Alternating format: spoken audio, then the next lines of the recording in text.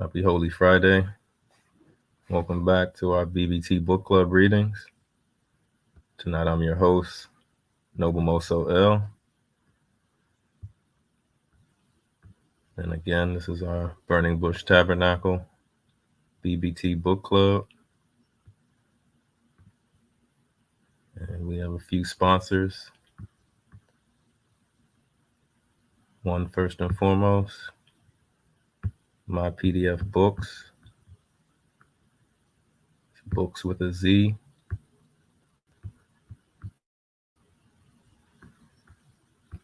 We also have bindedbooks.com. Herbs of Mayat.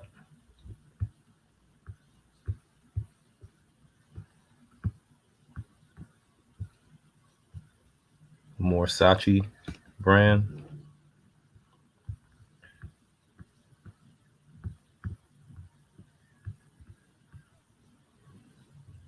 We welcome you all to come check out our websites, patronize the plethora of books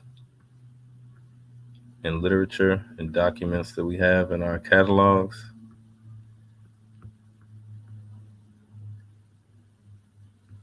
But tonight, we're going over a book entitled The Real Indian is the Negro, aka the Blackamoor. This is one of the many books from our library. You could check out many of our other topics on this site, mypdfbooks.com.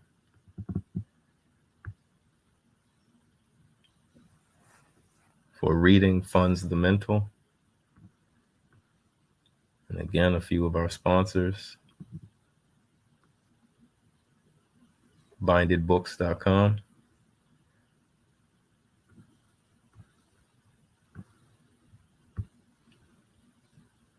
moorishhaberdasher.com for all your cultural regalia from head to toe, suits, fezzes, kufis, men's and women's clothes and shoes, and so much more.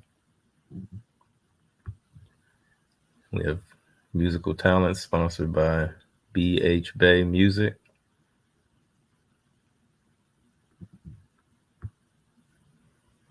We have herbal remedies and herbal teas and books on herbal remedies and so much more. Mayat Sons, Herbs of Mayat, Divinely Prepared Tea of Teas.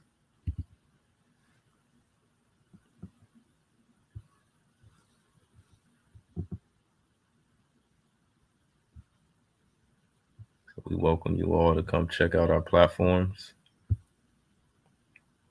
We are the Burning Bush Tabernacle, Science Temple and School. And this is our Friday Holy Day reading. We welcome you to check us out on Saturday and Sundays where we do workouts at 12 noon on our Facebook platform. And then we have classes in the evenings on Saturday and Sundays. And we really welcome you all to come check us out, tap in, participate, come with questions, come with your notes, come with your notepad, and so subscribe. BBT Science Temple. Subscribe to our YouTube channel, Facebook, and Twitch.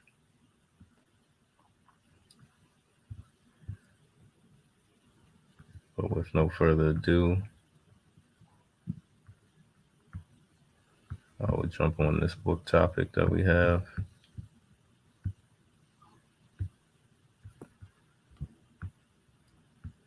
It's called The Real Indian is the Negro, aka the Blackamoor.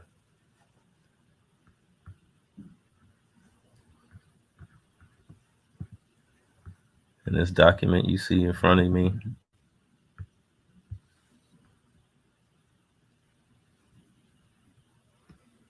It's just some geographical proof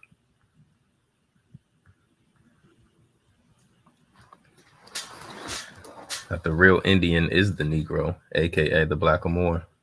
This is the oldest body found in America, is that of the Negroid, named Lucy.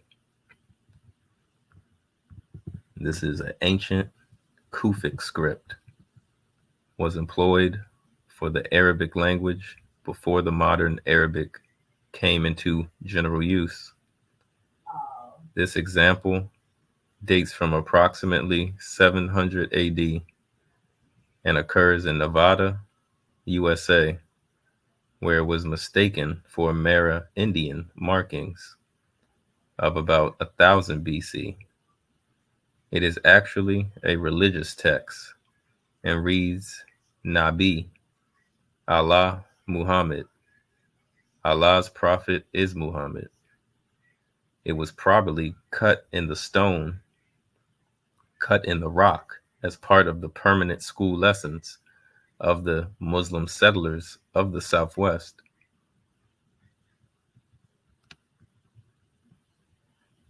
And this is a sample of the works of Saga America by scholar Barry Fell, a European who tells a lot of the ancient American truth of the Negro or so-called black man in the Americas before enslavement.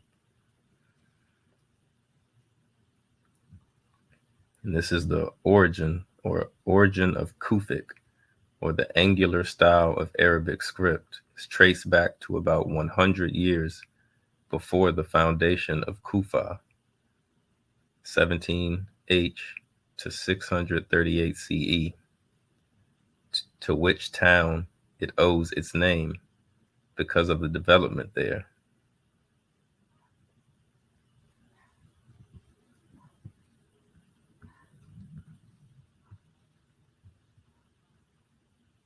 The Qara, called Kufic script, is the earliest Qara, so-called Arabic script, and it is related to the family of Muhammad through Ali, Fatima, and Bilal. Bilal's descendants moved through Africa to West Africa, which is present-day Morocco, and across the seas to the Americas, and left these inscriptions in Nevada at a school established there. The Arabic script, Khat, is one which is now known as Kufic. From it evolved all the present pens.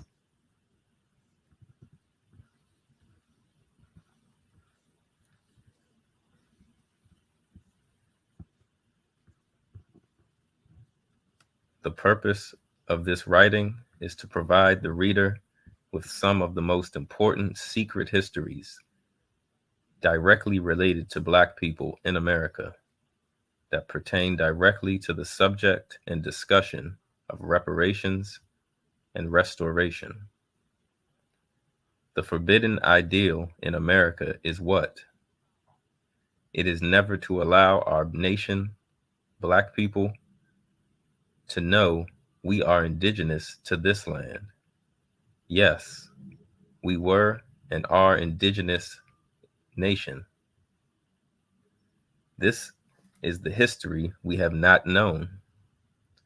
This writing is designed to be a study tool and to spark an interest in further scholarly studies on our indigenous past and its connection to the reparations and restoration movement.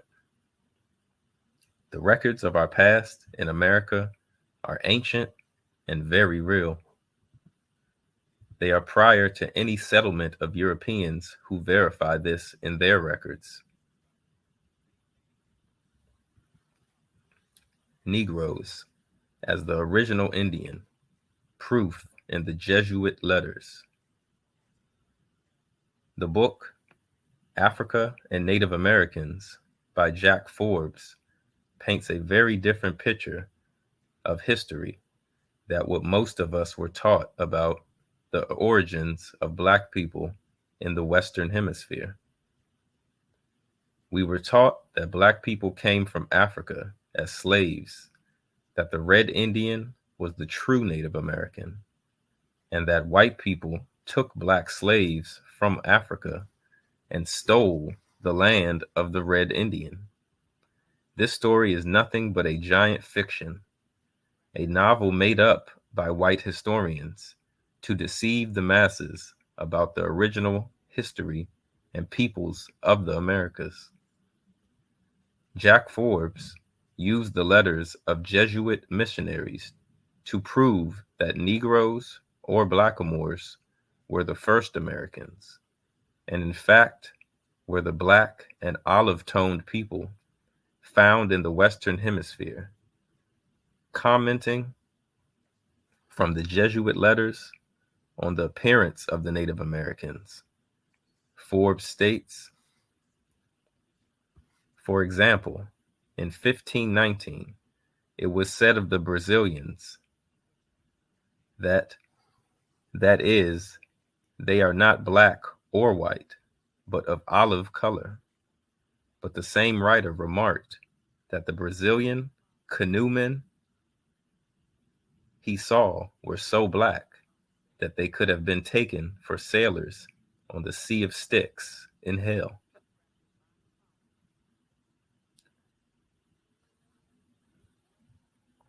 The authors continue his comments on the appearance of the natives in North America from the Jesuit letters.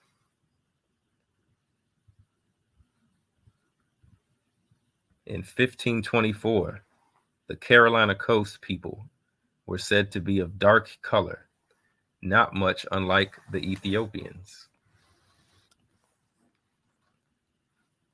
The term Negro and Indios were used interchangeably to describe the natives in the journals of early missionaries, who could not have possibly been referring to Africans. From 1549 through 1565, the letters of the Jesuit missionaries in Brazil, usually addressed to colleagues in Portugal or Spain, frequently refers to the Americans as Negroes.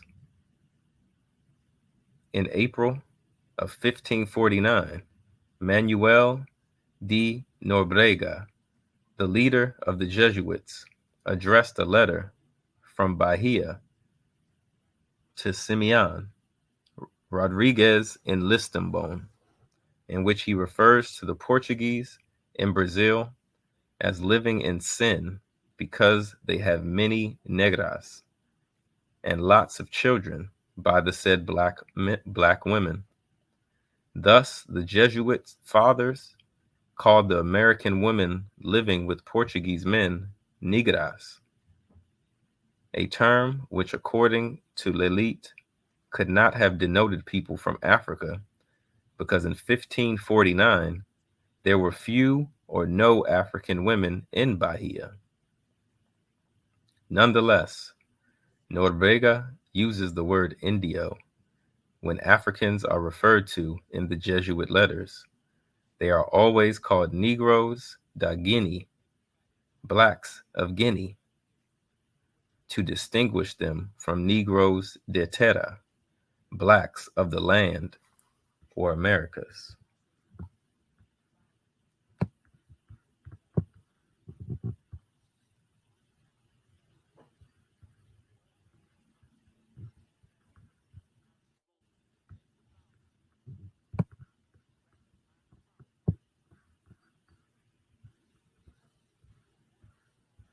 A very interesting letter is one prepared by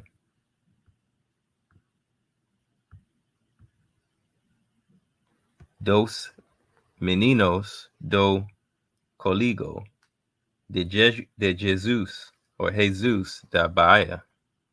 This is by young Americans studying in the school. Diogo Tope Namba, Pereira Mangeta, and Quantia. Although probably edited by a Jesuit, this may represent the first letter written by Americans in a European language from Brazil.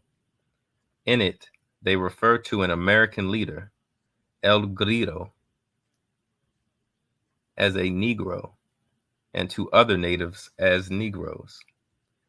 We find, for example, El Grito, who is a Negro, very well known and feared among them, and that El Grillo es negro muy grave. El Grillo was at the same time an Indi pagan and a friend of the Portuguese.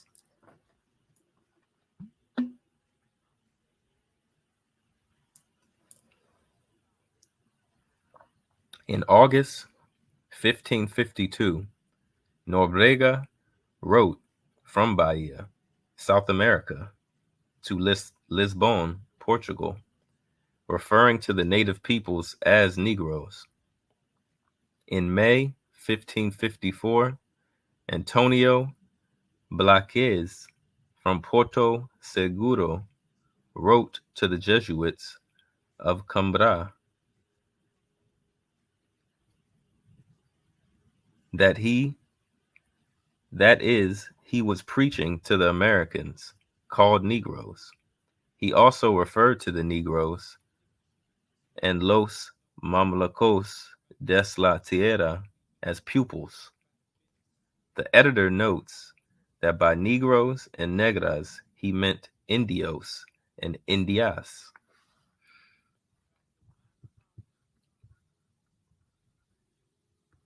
The history, as recorded by their own white hands, bears witness that the black people are the indigenous and first Americans. American stemming from the intercourse of Vespucci and Columbus with indigenous blacks in Central America, the Amura. The use above, the Mamlukoks, to describe the Negroes, which stems back to the Kara Algonquin Arabic word Mamluk, also shows the indigenous Moorish presence in the Americas. This history spanned from the first encounters of the Europeans with our ancestors to the establishment of the United States of America and the Revolutionary War period.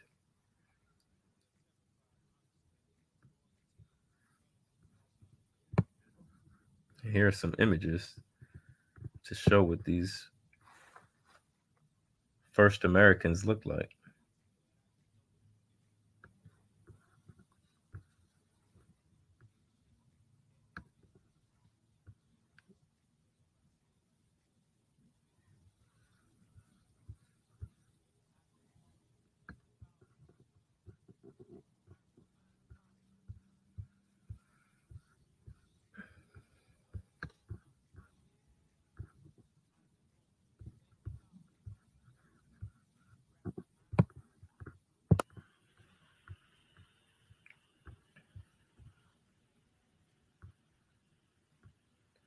The Dutch artist John Verhelst painted these paintings of the so-called Mohawk chiefs who visited London in 1710.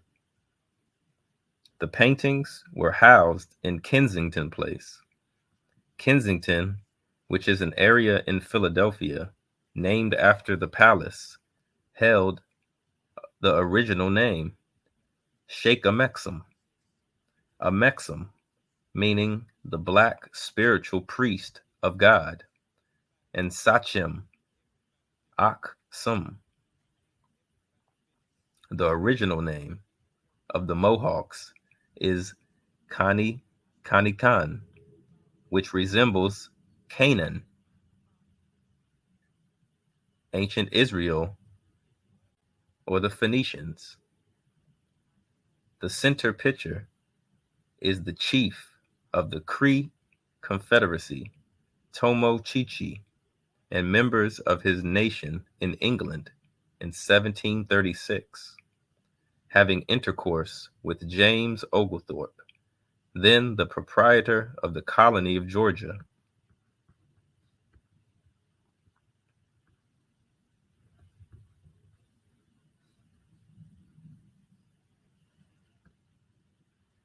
And if you look real close at this image, you can see the different indigenous people, some in traditional garb, some in modern, some in the English prototype European.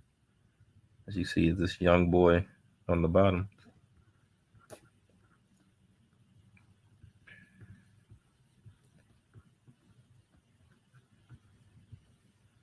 The language of the Indians, aka Negroes, Algonquin, and Arabic are essentially the same language, which goes back to Medu Neter, the ancient Kemetic hieroglyphics.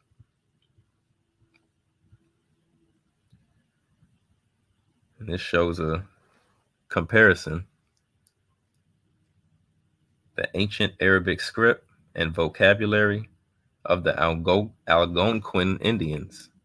This is by Barry Fell, a known scholar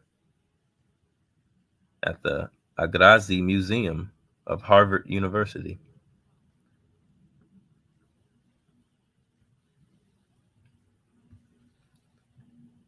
While examining the Algonquin materials in the Peabody Museum collection at Harvard University, my attention was drawn by Mr. Joseph Germano to an old birch bark manuscript labeled as the Cree origin, CREE, carrying two horizontal lines of script, letters in black. The script I was mystified to observe is that of the ancient Arab city of Palmyra in Syria, a rival of Rome, totally destroyed by the Emperor Aurelianus in 272 AD. The script found on the steles in the ruins of Palmyra was deciphered in modern times, and it seems inconceivable that any Cree Indian could have become acquainted with it a century ago. When the birch bark text was written, I therefore made an investigation of the matter.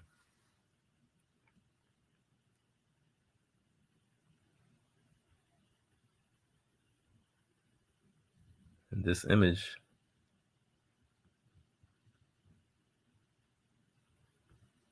showing the Arabic forms, the modern, the form by the Palm Marine, which is 2nd century AD, and it compares it with the Cree natives. And then you have the modern Arabic.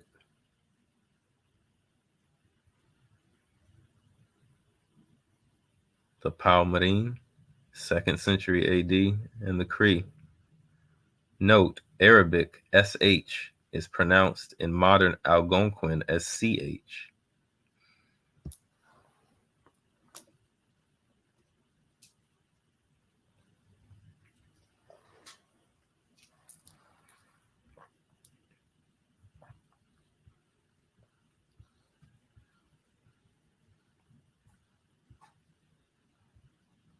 Next, the Nanticoke Moors and Lenape people. The Lenape and Nanticoke Moors, the chief tribe of the Wabanaki Confederacy of Moors, was the Delaware of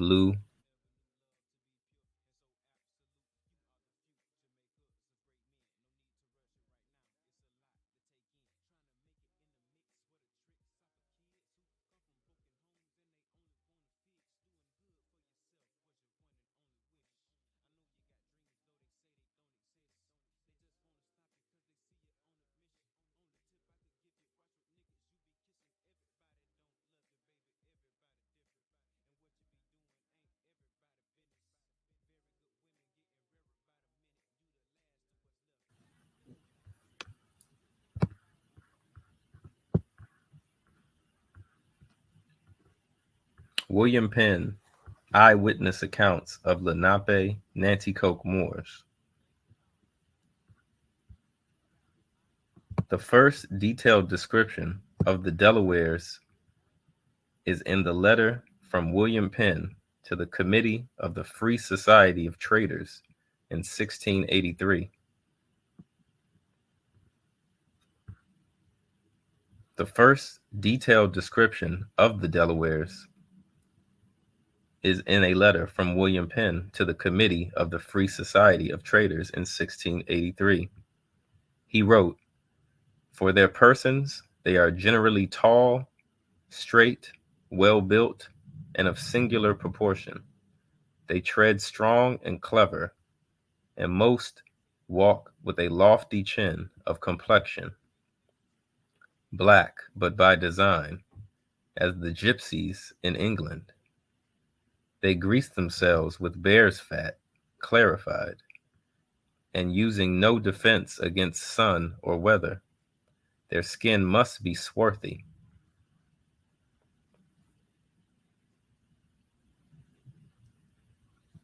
And there's even a college in America called Swarthmore, just to note. And this source is William Penn to the Committee of the Free Society of Traders in 1683.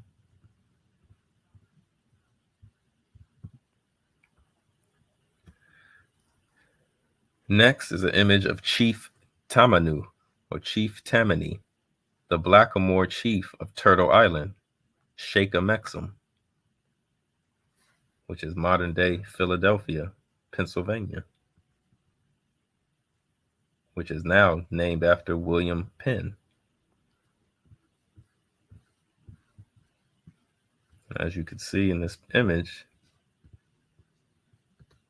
the chief, or the sheikh, is standing on a turtle with a 5-pointed star.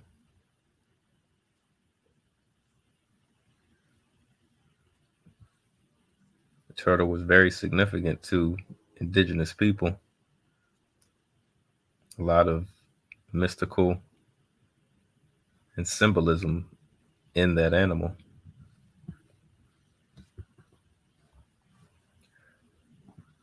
Sons of Tammany, aka Sons of Liberty.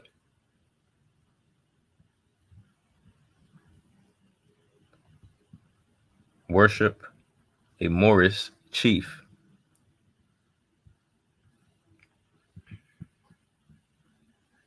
Sir, as all nations have for 7 centuries pathed, adopted from great preferenage, remarkable for his virtues and love for civil and religious liberty, as their tutarle saint, and annual affimble on fixed day to commemorate him, the natives of this flourishing province, determined to follow laudable an example, for years have adopted a great warrior, sachem, and chief named Saint Tammany, a faint friend to our forefathers, to the popular saint of this province, and have hereto, on the 1st of May, done the honors to the memory of the great and celebrated personage. And for the same purpose, you are required to meet the children and associated sons of Saint Tammany on Saturday next.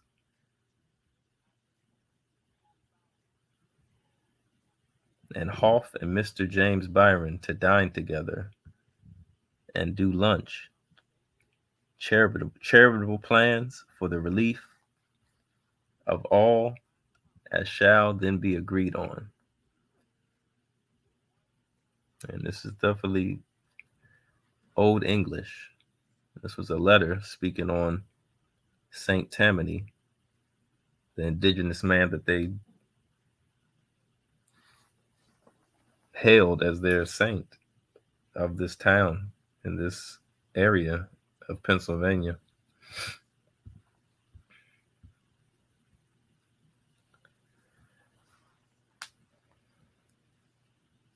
The three-branch system was copied from the Moors, so-called Delaware, Lenape, Nanticoke Moors of America. Anami, or executive, or chief enforcers. Munasi, judicial, interpreters. Ana Lakatuga, legislative, the 50 women oral law traditions. Because they always told us that Native Americans, the myth was that they had no laws, they were lawless, they were the savage. But clearly, there's evidence that these tribes had government, had structure.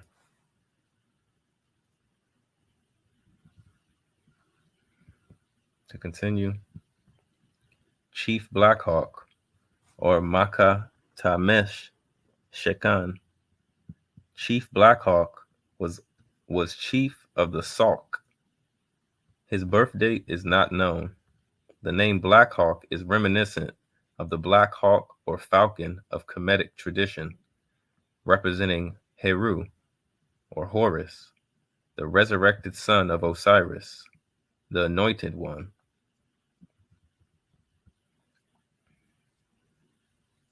Blackhawk was born Mashikcha. Mashikcha is the Hebrew word for Messiah. Literally means the anointed. As we can see, this is a part of his name. His last public appearance was ironically July 4th, 1837, a special day in ancient Moorish, Israelite, and Egyptian culture in respect to astronomical science.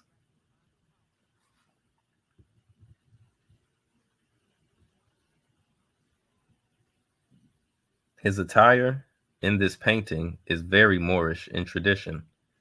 Blackhawk was a terror for the whites in the 1800s and is a part of the legacy of Black people who have been written off under Red Indian history and disassociated from Black people as their lineal ancestors, of which they are. The resemblance to the Honorable Elijah Muhammad is strikingly similar.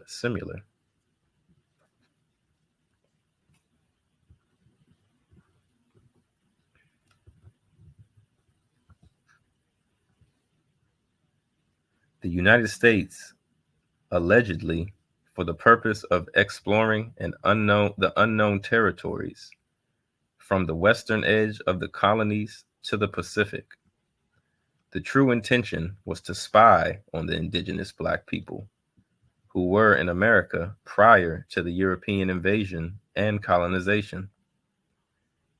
Captain Meriwether Lewis and Lieutenant William Clark of the United States Army used a Black man named York, who was also the son of Yusuf bin Ali, along with a native woman named Sasone Sagawiya,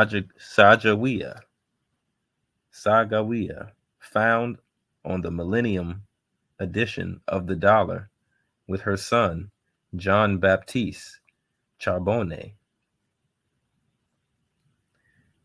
to be their interpreters as they gathered intelligence.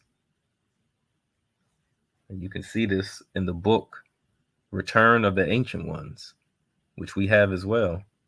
If you would like a copy, it's by Empress Tiara Verdersi of the Washita.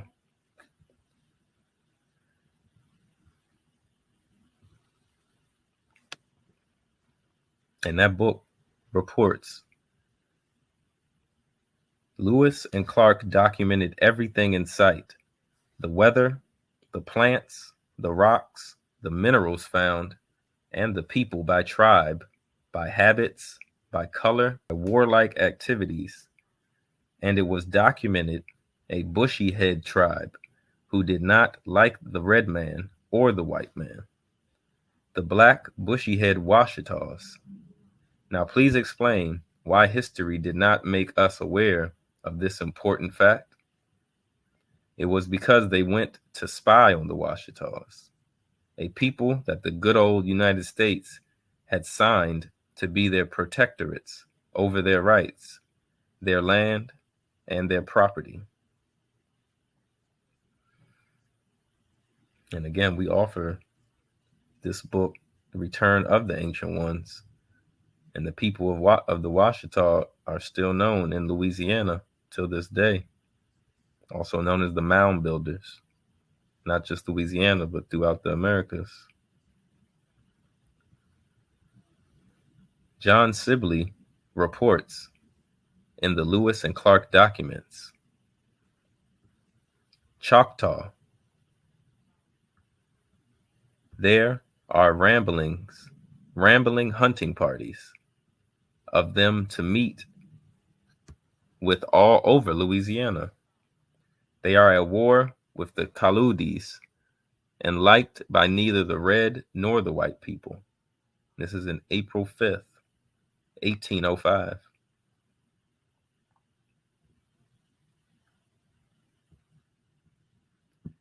To the right is Mahaksa, another chief with an Aramaic or Hebrew name. Mahaksa means the one with man horns, as the painting shows, and it represented his chiefdom. He and his father were recorded to have been in 18 battles with the United States and never lost one.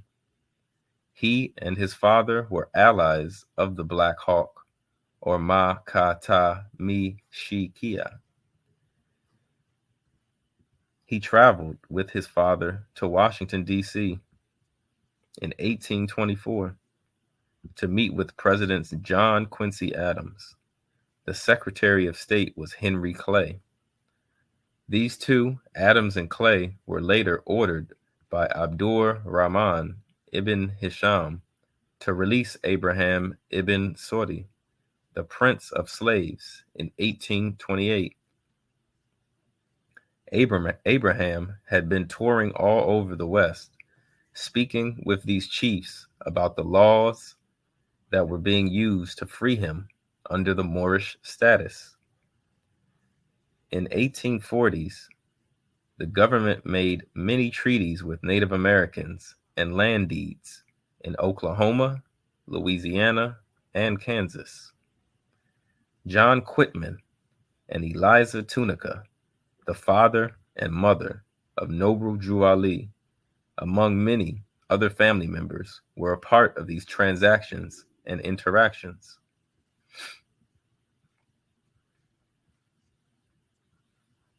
After the Lewis and Clark spy mission in the United States brought 59 European families into the Louisiana Territory under the guard of the United States Army. The military poisoned the water supply with the intent of murdering off the original indigenous Black population. They brought their school curriculums as they enslaved and murdered the Black population, making claims that they, the indigenous peoples, were fugitives from justice under constitutional law and were European property from Africa. However, the people did not consider themselves by nationality or status as Africans until after this was bred into them. I'll read that again. However, the people did not consider themselves by nationality or status as Africans until after this was bred into them. The indigenous people in Africa did not originally call themselves Africans. They were of Ta-Mari, or were Moors, or Moors. This word African is a word of the white colonizer. There is evidence of this deceptive activity to falsify our status that is undeniable. It was a part of a plan to wipe out our indigenous history in America. The names like Tunica and Washita were turned into Turner and Washington.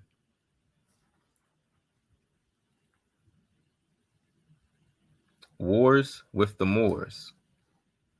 In 1752, so-called French and Indian Wars were wars between the Moors, Black Knights Templar families, and the Aboriginal Moors versus British colonists in Great Britain. In 1776, the Sons of Tammany allied with the Moors to fight against the British colonists and Great Britain.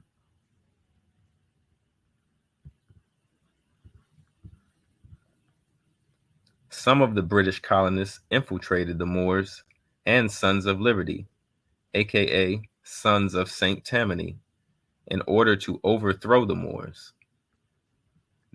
They were people like Thomas Jefferson, George Washington, Andrew Hamilton, and Benjamin Franklin. Moors titled Negroes by United States. Statements from General Thomas Jessup. And we have a Jessup, Maryland. This, you may be assured, is a Negro, not an Indian war. And if it be not speedily put down, the South will feel the effects of it on their slave population before the end of the next season. Major General Jessup, June 1837, in American States Paper, Military Affairs, cited Kenneth W. Porter, the Negro on the American Frontier, New York, 1971. If the war be carried on, it must necessarily be one of extermination. We have, at no former period of our history, had to contend with so formidable an enemy. No Seminole proves false to his country, nor has a single instance ever occurred of a first-rate warrior having surrendered.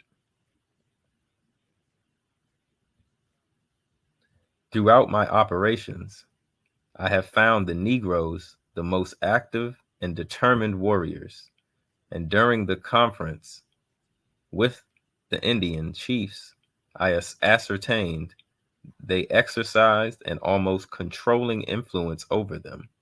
The Negroes ruled the Indians.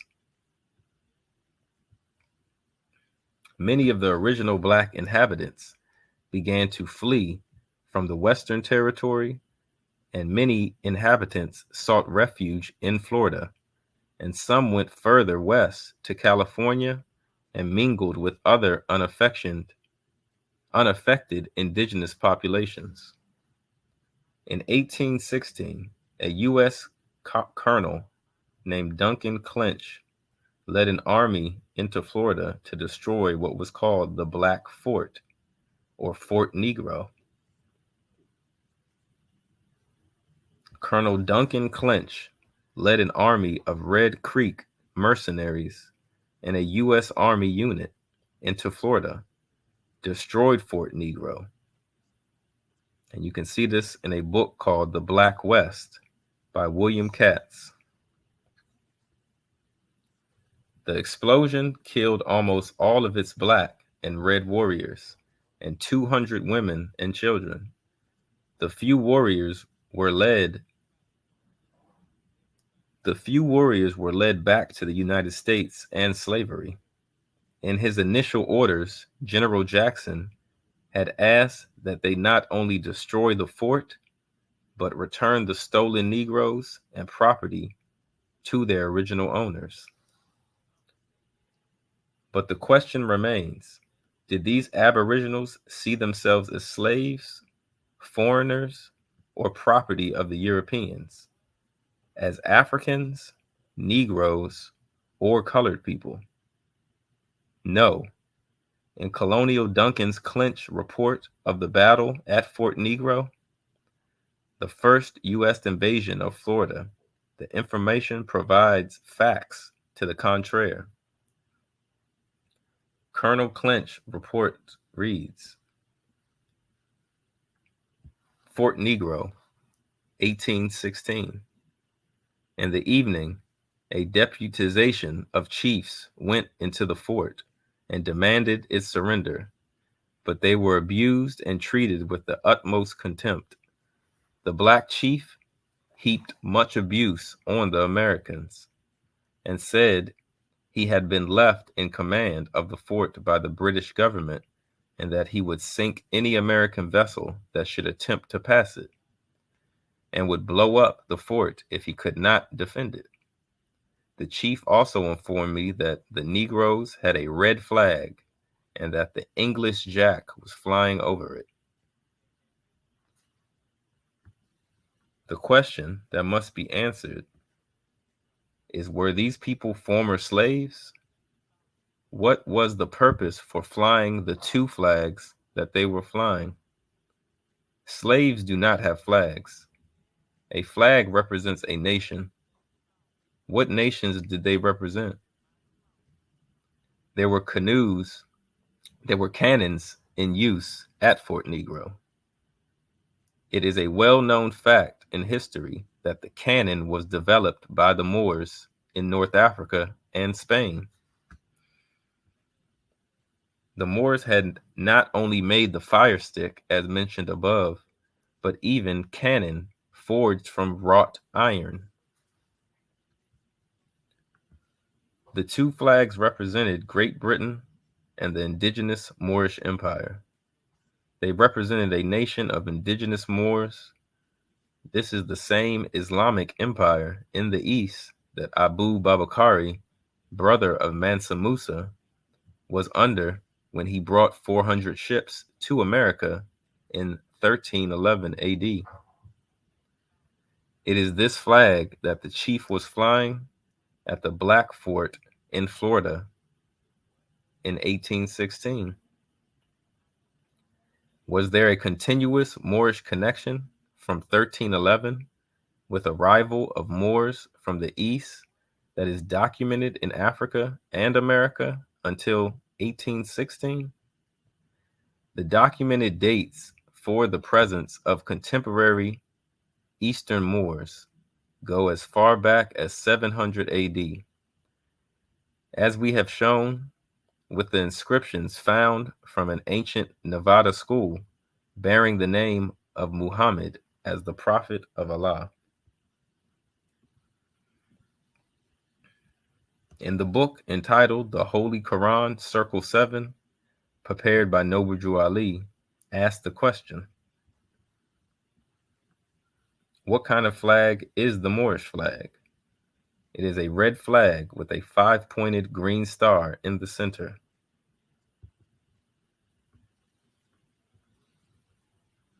The Moorish flag, as presented by Noble Ali, there is an unverified story that George Washington took down the original Moorish Islamic flag in America and locked it in a safe at Independence Hall in Philadelphia. It was allegedly a part of his efforts to destroy any knowledge of Islam amongst the black people in the budding American nation. Allegedly, it was not retrieved until Noble Ali was given the flag by high decree Shriners in 1920s. The Moorish flag was actually dismantled in 1816 from Fort Negro by Colonel Duncan Clinch and General Andrew Jackson.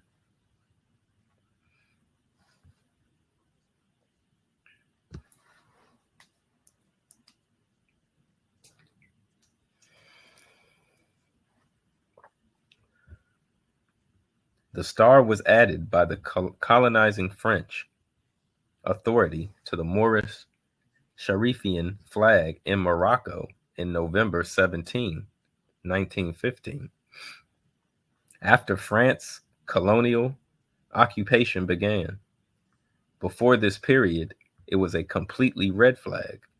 It represented the Muslim or Moorish or Moors of the Maghreb, West Africa, and the Americas, who were traveling back and forth from Africa to America, who were established as indigenous to both lands. Many of the Maroons, who were amongst the natives, were called Seminoles, were Muslims, and were Moors, who had an ancient presence in America. The chief of this fort, called Fort Negro, was a man of Mande descent. The Mande were and are West African Muslims. The Mande group founded the medieval empires of Ghana and Mali.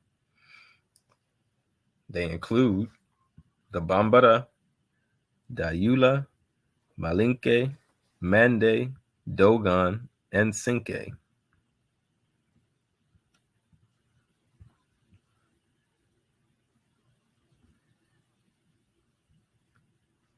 The chief of Fort Negro during the invasion of Colonel Clinch was named Abraham. His birth name, Sonufe Tusnuge, which meant Swanee warrior, and has been associated with the Swanee River in Florida.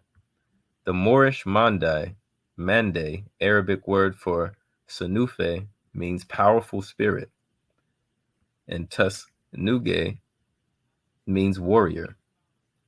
This chief, who has an Moorish heritage like most of the Maroons in Florida, was not a former slave. His descendants went back to indigenous people. Abraham served as an interpreter for the Seminoles and as legal counsel for Himbaha Miko, or John Jumper, and Holata Miko, Chief Billy Bowlegs.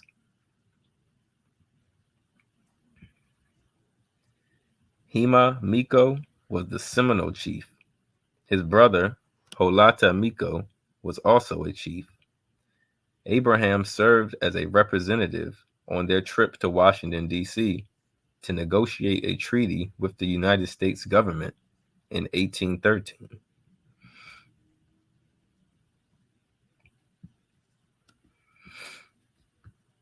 And this is an image to show these melanated Moorish indigenous people.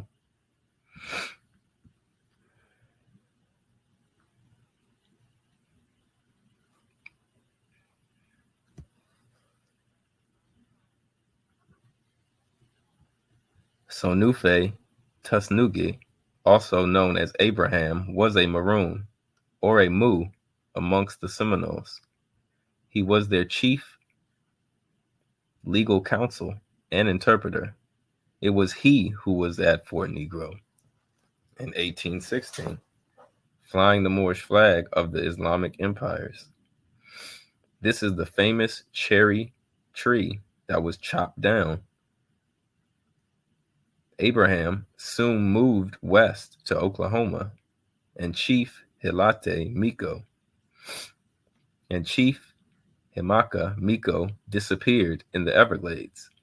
This was the start of the Penn's secret society and other secret societies amongst the Cree and Cherokee, Saragi. These are the societies that later developed into the ancient Egyptian Arabic orders of nobles of the Mystic Shrine and the Moorish Science Temple of America.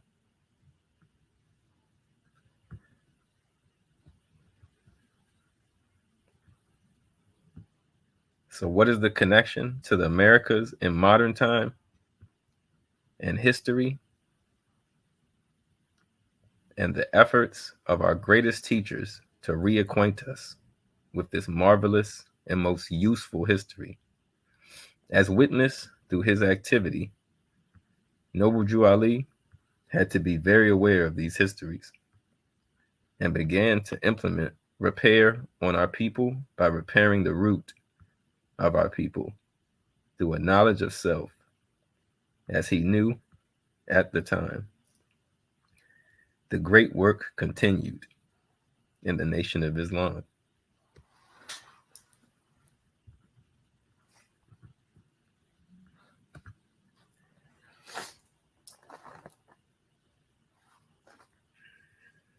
So this is very powerful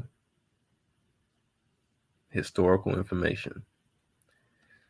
And right there, I will stop. We're about at the hour mark. Appreciate all who tapped in and tuned in. Again, if you want any of these books, you can reach out to us directly. You can email me at herbsofmayat@herbsofmayat.com. You can DM me at Mayat Sons on Instagram. But again, this is life-changing history and a full understanding with source material that is undeniable from European and indigenous scholars. And we welcome y'all to come and check out, get these books from us, because the truth has no sides.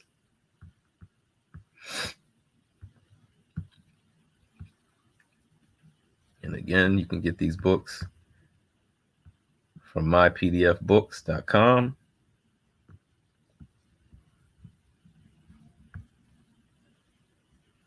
That's My PDF Books with a Z.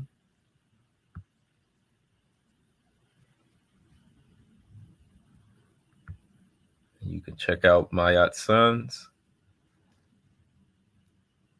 Divinely Prepared Tea of Teas. Also have many of these books and adding more. We also welcome you to go to bindedbooks.com for a plethora of books that you can compare to Amazon prices that are very rare out-of-print books on this topic and many more. For any cultural garb, drip, suits, shoes, fez, turban, kufis, men's and women's clothing, fitness gear. You can also check Moorish Haberdasher for Mayat Sons products. We have tea mugs and tank tops and t-shirts. Last but not least, you have BHB Music, which is putting this content in a musical form.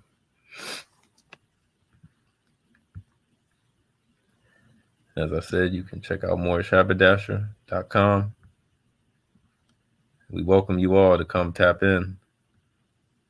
We do classes every weekend, Saturday and Sunday. If you'd like to donate to the teachings or join us live for class, reach out to us on any of these platforms. Again, my personal email is maatsons@gmail. That's mayatsons@gmail.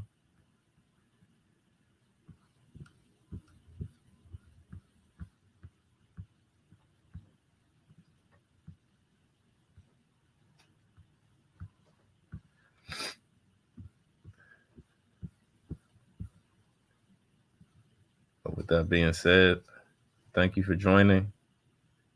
Look forward to the next Friday BBT Book Club.